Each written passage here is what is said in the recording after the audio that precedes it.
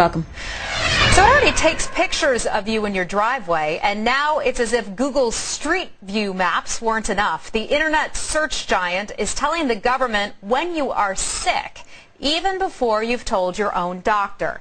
Now, it's all a part of a new public health initiative that is called Google Flu Trends, and the tool operates by tracking search terms that you put in the site that are flu-related. Google uses the terms to determine where in the country outbreaks may be occurring, and then Google goes on to inform the government. So is this new disease tracking system a public service, or is it an invasion of privacy? Mark Rotenberg says it's an invasion of privacy. He's the director of the Electronic Privacy Information Center. And on the other side of this fair and balanced debate, so you can decide for yourself, is Manhattan internist Dr. Carrie Peterson. She says this is an important new tool to help prevent many Americans from getting sick each and every year. Welcome to you both. Dr. Peterson, let's start with you.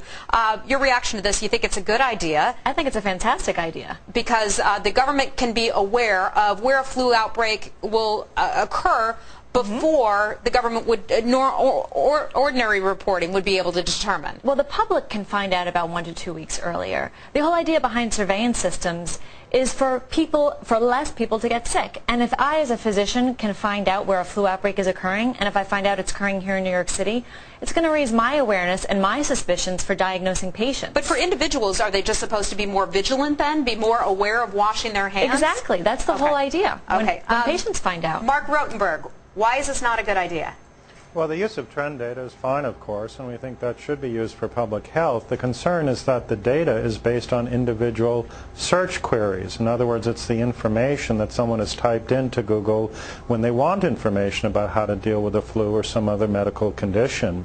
We wrote to Google today, and while praising the program, we said there had to be strong privacy safeguards in place. We don't think they're in place yet, and we think that's something that Google needs to do. Okay. To what extent do you think that this could eventually lead to Google giving the government information on things that we Google? Things not including health information. Are you concerned that this is sort of a camel's nose under the tent? That's already happened.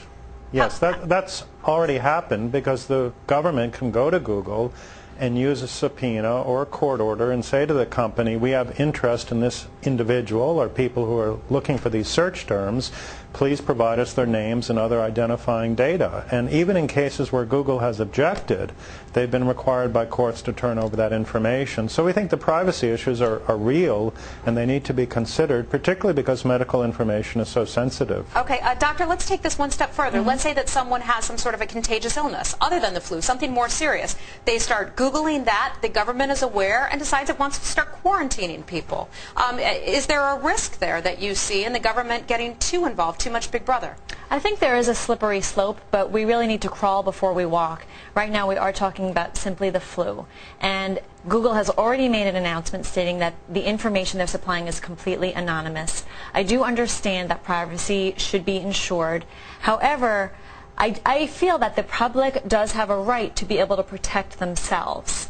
And if patients can find out that a disease is occurring in their area and take some steps to prevent it, then I think that's a wonderful thing to prevent the spread of disease. Okay, Mark? Well, again, we have no objection to making the data in aggregate form available to the public. I agree that that's very helpful. The question is, where are the privacy safeguards to make sure that the government doesn't come knocking, that people don't become discouraged from searching for important medical information online because they have to worry that the information might be disclosed to the government. That's a real concern and something that should be addressed. Okay, and just real quickly, what would you need to hear from Google in order to calm your concerns about that? Well, what we asked Google to do today was basically publish the technique or algorithm that ensures that the information really is anonymized, that it can't be re-identified, that the government can't go back to Google and say, okay, now give us information about individuals who are looking for AIDS symptoms or SARS symptoms. If they can do that, then we think we'll have good public health information and the privacy of Internet users will be protected.